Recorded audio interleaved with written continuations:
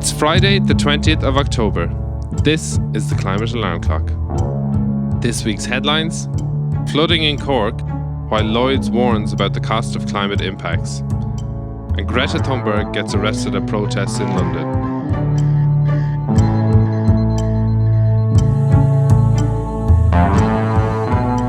Hello and welcome to the Climate Alarm Clock, your Irish climate news podcast. I'm Darragh Wynne and this is the third episode of our fifth season, and I'm delighted to be joined to discuss this week's stories by Anna Pringle and Ciara Daly. How are you doing? All right, Dazzler. All good here, Darragh, thank you. What about you? Are you coping with the week? Yeah, not too bad. I think there's a lot going on in the world at the moment, but sure getting through it all, yeah. Well, season 5, episode 3 is here to sort it all out, isn't it? Absolutely. Just a reminder that if you want to support the work that you do and help us with the costs of running this podcast, you can do so at buymeacoffee.com/the climate alarm. And thanks so much for everyone who has donated in the last few weeks. Darragh, I actually had someone giving out to me the other day, someone who shall remain nameless, because they said, why can't you just do a subscription so I don't have to go and do it several times? And I was like, I don't know, but just, just buy us coffee. It'd be lovely. You can tell the listener that's actually my fault, because I thought no one's going to really subscribe. Let's not go through the trouble of setting that up. Well, this person was like, just do it once. I could just do it once. It was a subscription. And I thought, okay, well, thanks. But you do know where Buy Me a Coffee is, don't you? Very good. What a lovely problem to have. Indeed. Right, so I suppose we get into our first story, and we're recording this episode on a Thursday morning, so it is the morning. The story is happening as we speak, almost. Yeah, absolutely. So we're going to start talking about Storm Babet and the floods that has brought to Cork. So there have been some really, really upsetting scenes to see, particularly in Middleton, Glanmire and Killa, where Storm Babet brought 1 month's rainfall in one day to parts of Cork.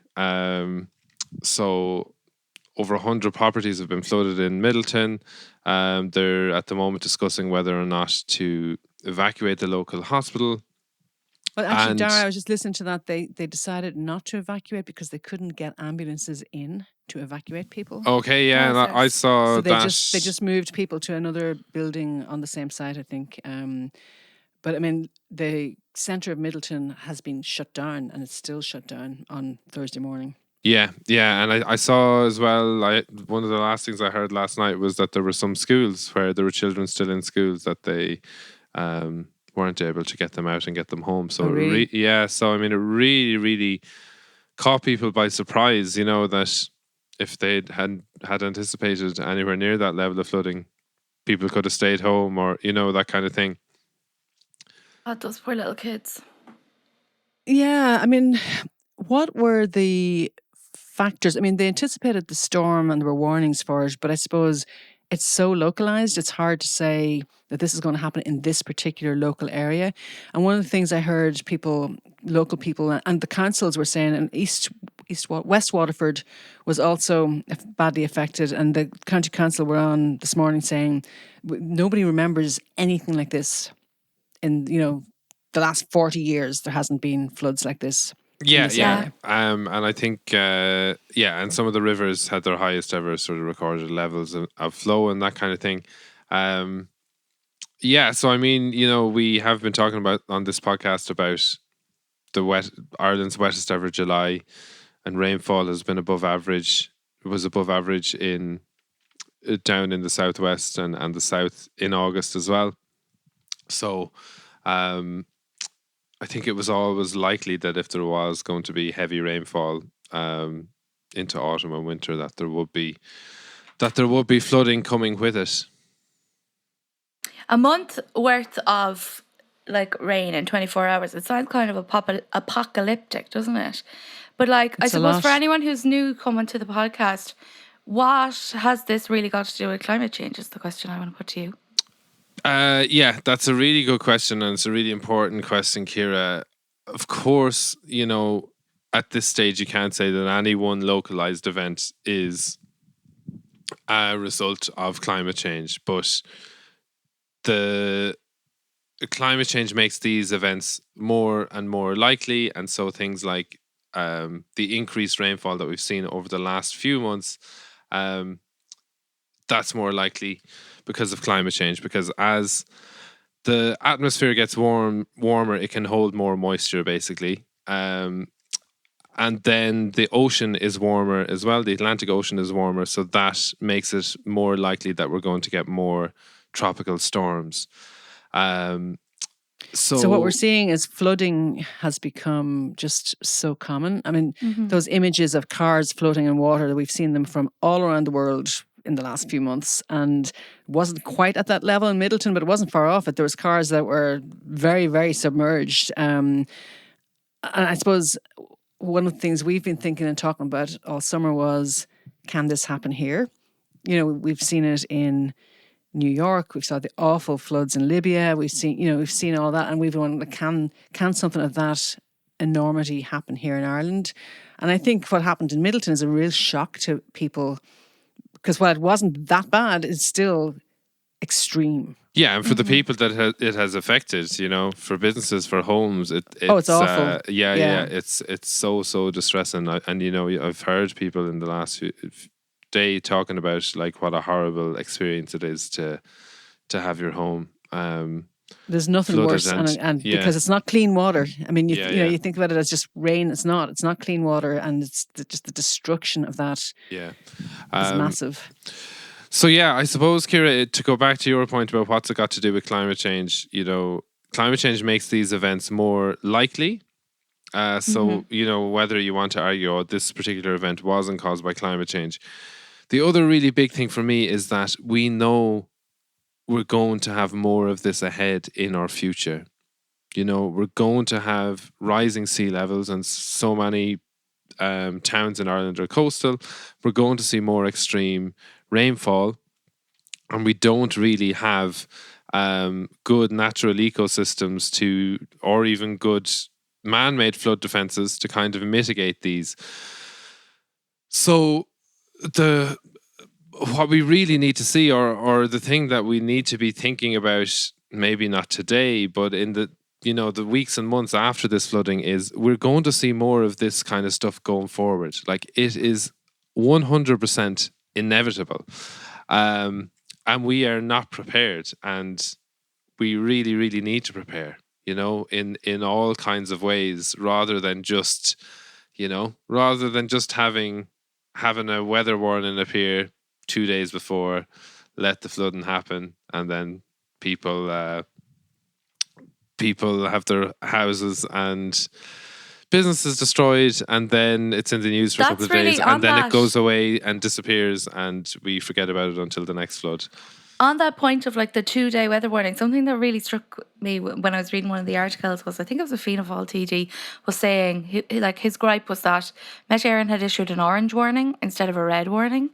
And I was like, I mean, what is that going to do? Like, if the infrastructure isn't there in place, or the resources aren't there in place to stop that. Yeah, the weather warning, like the colour doesn't make a difference. We need to kind of be taking a bigger approach. I get it in that I think if it was a red warning, like, people would have stayed at home. People could have put a bit of time into trying to protect their houses, but a lot of people weren't home when the flooding came. But also, I think the weather warning was for rainfall. So the colour of the weather warning was based on the rain falling, and that the flooding, like, I assume was. This is a bit of an educated guess, definitely a guess, but I assume the flooding, if they had that level of rainfall, and there hadn't been such a wet few months beforehand, it mightn't have caused the flooding, if you know what I mean. So I think there's actually not a system in place for flood warnings that there should be. I don't know about that. I mean, I think we're very blasé about all the weather warnings, and we tend to, anytime Met Éireann issues an orange warning and nothing bad happens, everybody goes, we didn't need an orange warning, So when they finally do issue one and something bad happens, people go, oh, it should have been red. It's the warnings. The warning is something that could happen. It doesn't necessarily always happen. And we have a tendency to ignore some of those warnings or dismiss them, I think. But maybe I suppose my point on that is more just like, that's, I think if one of us, people like citizens are given out about Med Éireann, that's totally valid. But like one of our political leaders, that's like, we're just off the back of the budget. That's like an opportunity. Well, I suppose he's not going to criticize that, but like that's an opportunity where he should be like talking about how are we going to future-proof like this happening again? Like how are we going to reduce the impacts and all of those things? But it was like, oh, like let me just give out about this thing that happened 2 days ago, and then I'll move on about it next week. Yeah, exactly. And like any of the coverage I've watched on the news had no mention of climate change at all. No mention of it. And as I said, you do have to kind of caveat it, but I think at this stage it is terribly irresponsible to talk about extreme weather events and not put them in the context of the climate crisis and how we're going to see more and more and more of them. Yeah. And I guess it's also hard to see how you would protect against that if somewhere is likely to be flooded, like say Cork City, which actually was slightly flooded yesterday, but not as bad as Middleton. Then you can take some precautions. In Dublin, the Talca flooded about 20 years ago, and they'd put in flood defences. But if every town that has a river can potentially flood, and places like that never flooded before can potentially flood, then how do you actually protect for that? So I'm going to say let's even move away from rivers and let's talk about places by the sea that are going to be... There are some places that we know in 40, 50 years' time people won't be able to live in because they're going to be below the high tide mark. Yep. So how do you cope with that? Like that's something we know is going to happen, and some places will be unlivable and people will have to be moved, and that is a reality that is not being discussed. And similarly, there might be places in Ireland that will become somewhat unlivable because of rivers, and also because we've built on floodplains, because we've had just reckless planning and construction over the last 50, 60, 70 years, that houses and settlements were built where they shouldn't have been built in the first place. But I suppose you have to take the long-term approach and the long-term planning approach. And one thing that I just find so exciting and encouraging is the effect that nature-based solutions have on flooding of rivers. So things like restoring peatlands, restoring wetlands, restoring forests upstream. There have been a couple of examples of that in the UK in particular, where uplands were kind of rewilded along rivers, and it had a huge impact on flooding downstream. Even in that place, beavers were reintroduced into a part of Devon. Some people just dropped some beavers in a river in Devon a few years ago, unsanctioned. That makes it sound like they dropped them from a helicopter or something. Well, they were brought in from parachute some beavers in, But yeah, they came from overseas. So no one knows where they came from. Essentially, it was some eco activists brought them in, and then. Oh, so you mean it really was like parachuting beavers in? I mean, it really was like a. a subversive action, really. Yeah, absolutely. Cool. And we should do that here then. So I mean, if you let me tell the story, it's a lovely story. Okay, go ahead, Darragh. Go on. So, like in the UK, where they introduced beavers. We're just getting excited about the beavers.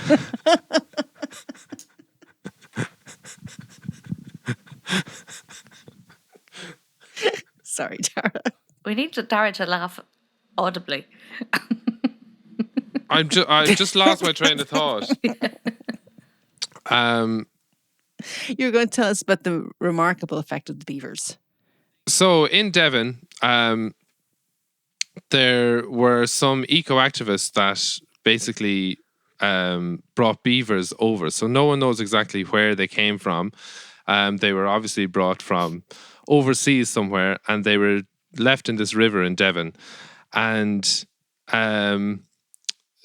the authorities of the National Parks and Wildlife Service were going to cull them because they were like, well, these shouldn't be here. And then there was loads of people campaigned that said, well, hey, listen, like we used to have beavers in the UK before. It's not their fault they're here. Leave them at it. So they left them at it.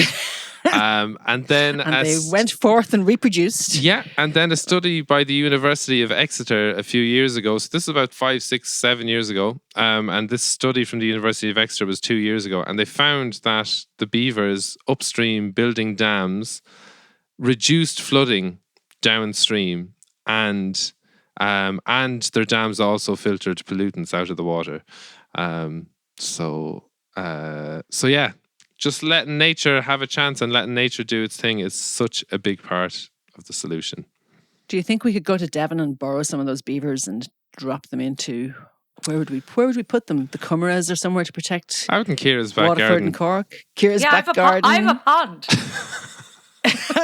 But they'll dam it up on you, Ciara. Perfect. Do you think your dog would like beavers in the back garden? He probably would. He's really friendly now. I'm not so sure about the cat. Do beavers eat cats? What do beavers eat? Are they vegetarians? I do not know. I couldn't tell you. Next week's episode. We'll follow up on those beavers. For Ireland, like we're talking about letting nature do its thing. The budget's just out. Is that something that's incorporated in the plan? Do either of you know? Well, yeah, there is. The budget was out last week, and one of the initiatives that has been welcomed by environmentalists was that the government has established what they call a climate and nature fund, and that has about 14 billion euro to invest in projects up to 2030.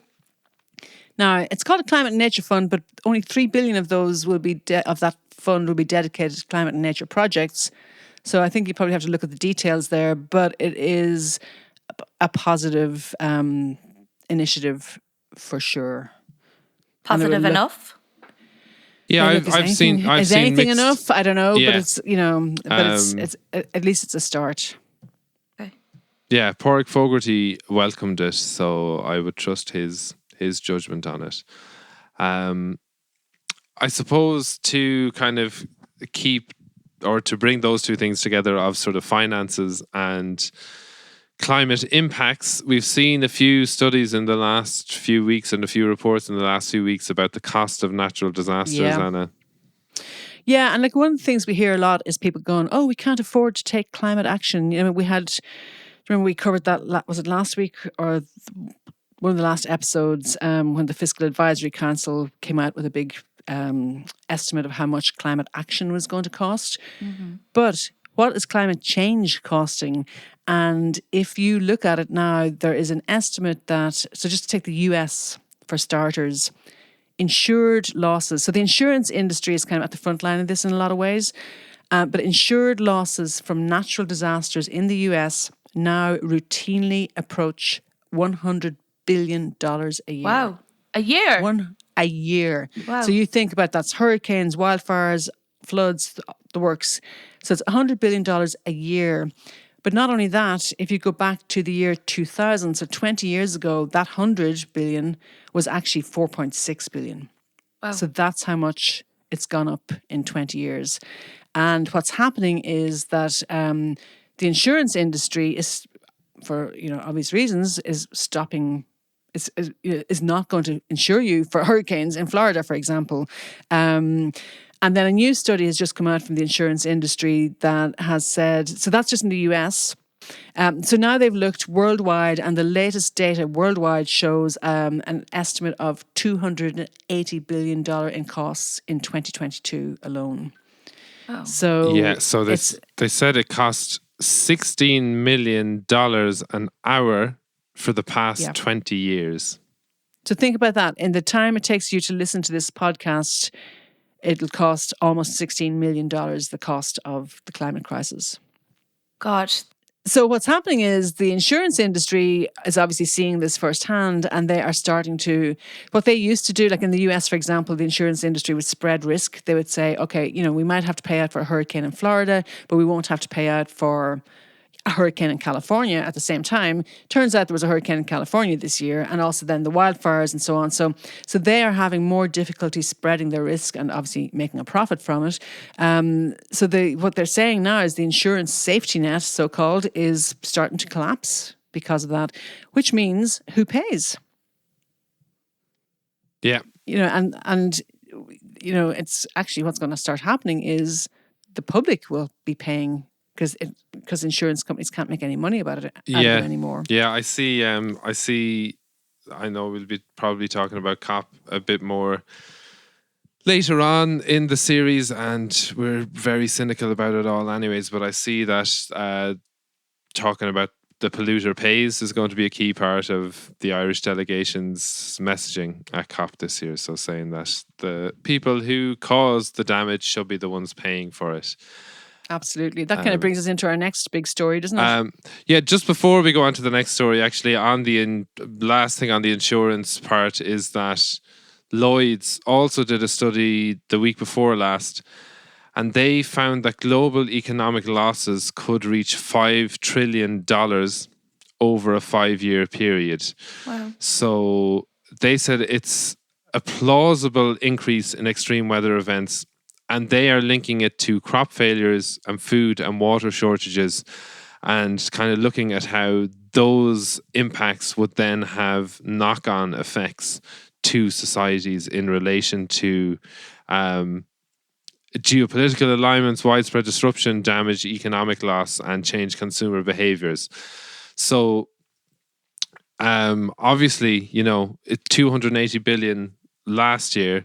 They're saying that it could be $1 trillion a year over a 5-year period, and they said that they are increasingly trying to look at the systemic picture. So at the moment, I guess, to kind of echo what you were saying, Annie, sometimes the insurance industry would take all these events in isolation, but now Lloyd's are kind of trying to say, well, this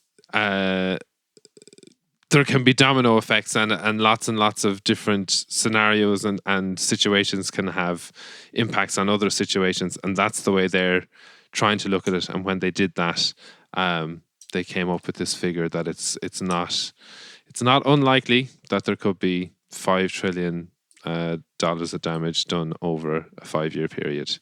Can I quickly ask you who Lloyd's are? They're an insurance company. Okay, so these guys know the biz. They do. Well, they insure insurance companies, so they're looking at the whole industry very systemically. But one of the quotes that I came across talking about this issue and about how people can't get insurance anymore and so on just said, the global process for handling life's risks is breaking down, leaving those who can least afford it unprotected. So that's what we're dealing with. Well, that is quite a powerful quote. And speaking of powerful quotes, we had some great speeches from Greta Thunberg outside or at a fossil-free London protest outside the Energy Intelligence Forum at the Intercontinental Hotel in London yesterday, where she got arrested for disrupting an oil summit. Yeah, and think about that for a minute. In the Intercontinental in Park Lane in Mayfair, can you get any more high-end than that? Hey, they're Possibly making not. money, don't hate. Yeah, and the Energy Intelligence Forum, which was, a forum for oil and gas company and related people, I don't know what they were discussing, intelligence, I guess. So I heard it described as the Oscars of oil. According to The Guardian, yeah. That would be one of the Oscars I would not be displaying on my mantelpiece, that's for sure. So there was a protest outside. And what's shocking is, all they did was stand outside the hotel. They were trying to stop the people getting in. That was... Yeah. Yeah. It was a peaceful protest. And 27 protesters were arrested and 26 of them were charged. So Greta Thunberg has now been charged with a public order offence for her role in that fossil-free London protest. Yeah, so once again, we saw images of her being led away, and she's tiny and being led away by all these big police officers and put in the back of a van. And, you know, to be fair to her, she's not just using her words, she is out there putting herself on the line, because she was arrested recently in Sweden as well, and then she's been dragged around by cops in Germany as well. So she's getting around, and she's joining all those protests. So will we just listen to what Greta had to say in Mayfair during the week? Go for it. The world is drowning in fossil fuels. Our hopes and dreams and lives are being washed away by a flood of greenwashing and lies. It has been clear for decades that the fossil fuel industries were well aware of the consequences of their business models. And yet, they have done nothing. The opposite. They have actively delayed, distracted, and denied the causes of the climate crisis. Yeah. Drowning in fossil fuels. She's so right. Yeah, and we just don't hear that enough, you know. No. That there are people in power who knew about this and could have prevented it and decided, no, not worth it. Well, but you know what the defense now that ExxonMobil has used recently is, yeah, we did know about it, but everybody knew about it. So people can't really sue us because they knew it was an issue. Okay, right. So they've moved on. So it's straight out of the big tobacco playbook. You know, you knew smoking was bad for you, so you can't sue us. Yeah. But and coming back to what we were saying earlier about the costs of climate change, and you know, Darragh, you were starting to say about the polluter should pay. I mean, the amount of money that these companies are making is just mind-blowing.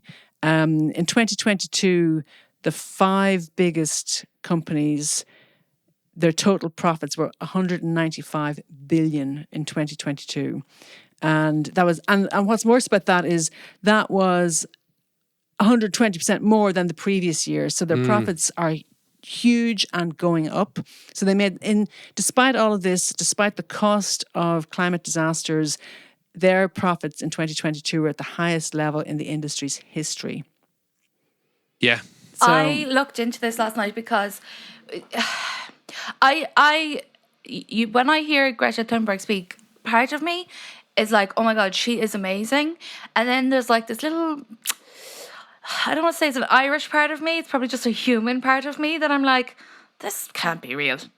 Like, she must be a bit nuts. Like, or is she overreacting? Or I don't know what it is. Like, there's a little bit of me that I have to like. So last night I sat down and I was like, no, you know this is happening. And I was like, just looking at the figures. Like, every now and then I just have to remind myself of those figures that you've just kind of given us there, Anna. Because even though I'm part of a climate podcast and I listen to people talk about climate action and all of those things, every now and then I get like a little bit of a like, could this really be happening? Do I sound like a bit of a lunatic for believing this? But like, am I a bit thick or something? But no, it's such a good point, Ciara. And like I said, you know, we had that flooding in Cork. Climate wasn't mentioned on the news. And then, like, the scientists will tell us what an existential threat it is. And Greta is basically repeating that. You know, there's nothing too different. She's just maybe throwing a bit more of a justice lens on it and talking about the people responsible. That's just what she's saying. But because no one else is saying it, because the people in power who should be saying it, like Greta shouldn't have to be standing protesting outside an oil convention, because the people in power aren't saying it, that's why she looks crazy, or that's why I can give that impression of is there something wrong with her? But it's actually, you know, but she's actually right on point. And that's also why, you know, that's why it can be really, really difficult to confront these issues as well, because you're looking around and other people aren't doing it. But also the states around the world are cracking down on peaceful climate protesters, and that's something that we have to really be scary. It's very scary. It's very scary. I was chatting to a girl last week who is in Just Stop Oil, and she was involved in a lot of their actions. She now has an injunction against her. She can't go to any protests. And she has a court case coming up. Now, it could take a couple of years for the court case, but she's looking at possibly up to 10 years in jail. Wow. And it's not hypothetical. Some of her friends are in jail and they got served like 4 years. You remember the guys that hung off the bridge, and you're looking at it going, this is terrifying that they were actually even able to do this. Yeah. They got 3 and 4 years in jail for doing that. Wow. So the governments are trying really hard to stop people protesting, which is a massive issue around the world as well. Yeah, definitely. Especially like, we were kind of seeing in the news, you look one side, you've got the Ukraine war, the other side, what's happening in Palestine. And, when you kind of look at the links between climate change and what it's doing to the planet, that is obviously catastrophic and devastating. But then you also look at, that's what the whole war in Russia is about, or in Ukraine is about. It's about oil. And then I was looking, so kind of to remind myself that what Greta is saying last night, I actually just looked into it, because sometimes I feel like, am I reaching?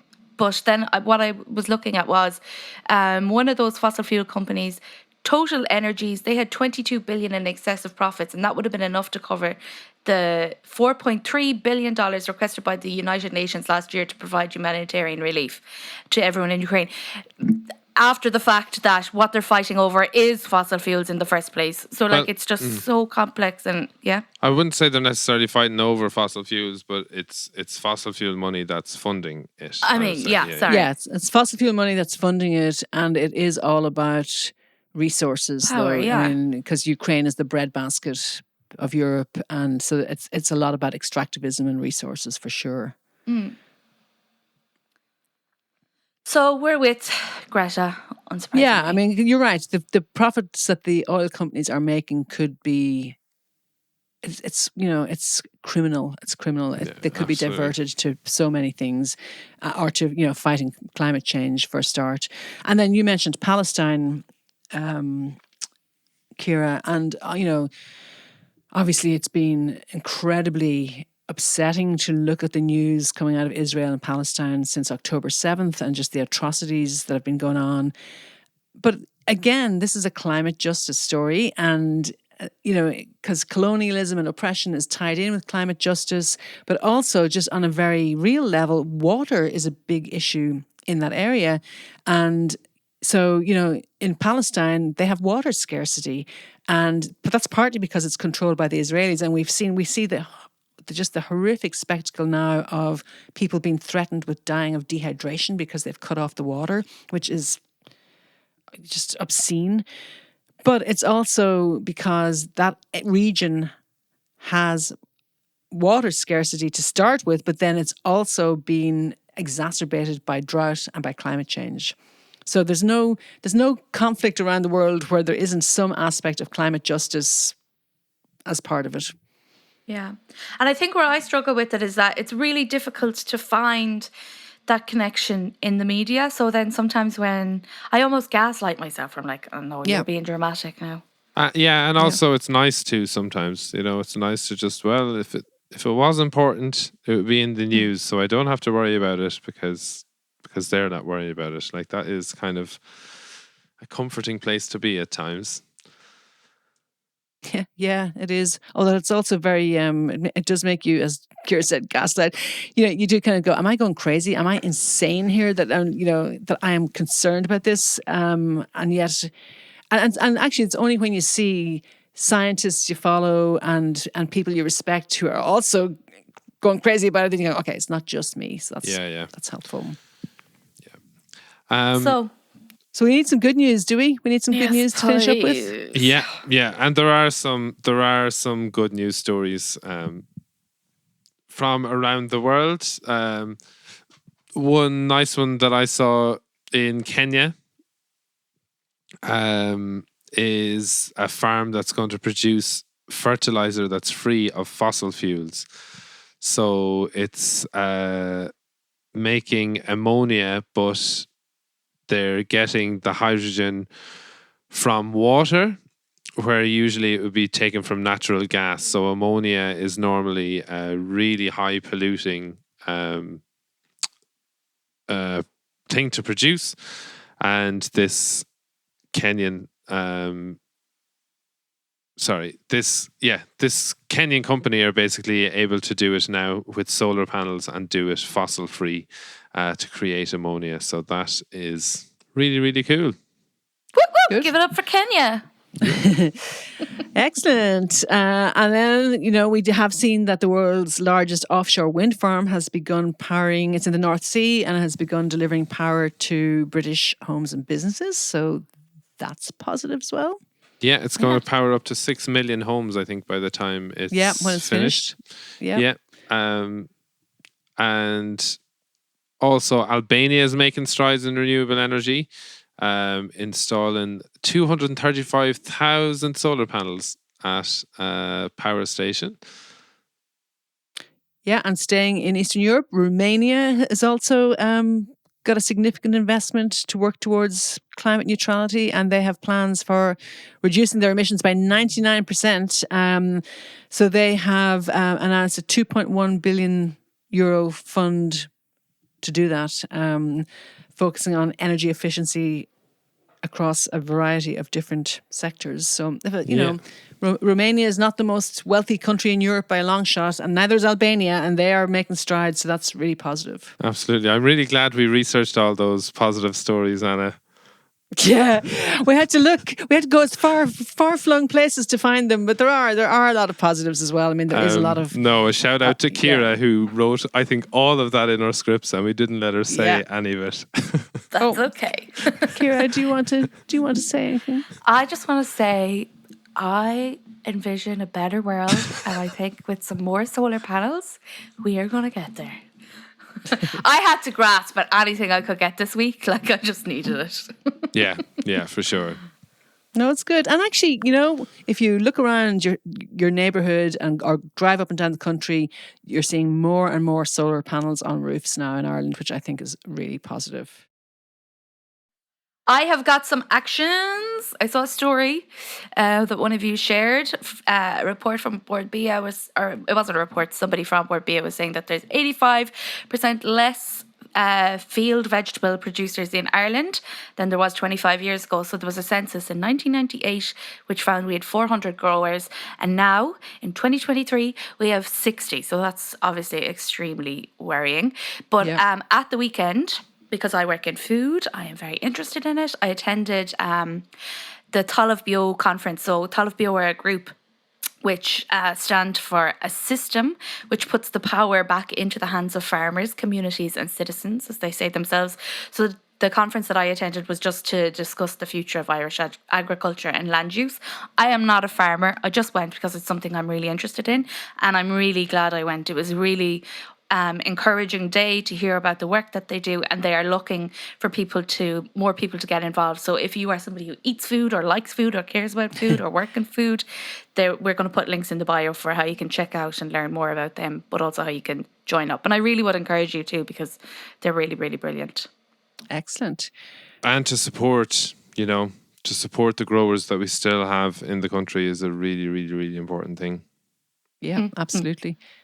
Can I give a shout out for Friends of the Earth has just launched a new Act Local campaign, and you'll find it on the Friends of the Earth website, but it's for people in their own communities. It's giving them the tools to make change happen, either to form a new group or as part of an already existing group. And the two critical strands to the Act Local campaign are creating space for nature and also walkable, livable communities. We won't mention the 15-minute neighbourhood concept, but those are two great strands, and it gives people an opportunity to start doing something at a local level and transforming their own communities. So check that out on the Friends of the Earth website. Yeah, amazing. And also a shout out to the conference that's happening in Galway on Friday the 3rd of November. What is the role of the university in the planetary crisis that's being run in the Galway Bay Hotel, I think, and it should be brilliant. I'm really looking forward to it. Very good. And that was the 3rd of November? Yeah. Great. And if, like us, you are horrified about what's going on in Palestine, we'll put some options for donations in the show notes as well. Médecins Sans Frontières doing amazing work in the hospitals there. And there are other groups too, but we'll put links in the show notes. Yeah. Lovely job. Absolutely. Okay, that's it for this week. If you don't already, you can follow us on Instagram and Facebook at Climate Alarm Clock and on Twitter at The Climate Alarm. You can support us on buymeacoffee.com/The Climate Alarm. We'll be back in 2 weeks' time with a very special guest. So, Anna and Ciara, I'll chat to you then. Over and out, Dazzla. Darragh, our special guests are, very top secret. People have been pumping me, wondering who these special guests are going to be, but I'm not divulging anything. Anna, whoever's pumping you in your own private time is your own business. Okay, take that out. People have been asking questions. Oh yeah, leaving the beavers in, but we're taking out the pumping. I see. I want a bit of gender equality. Leave it to beaver.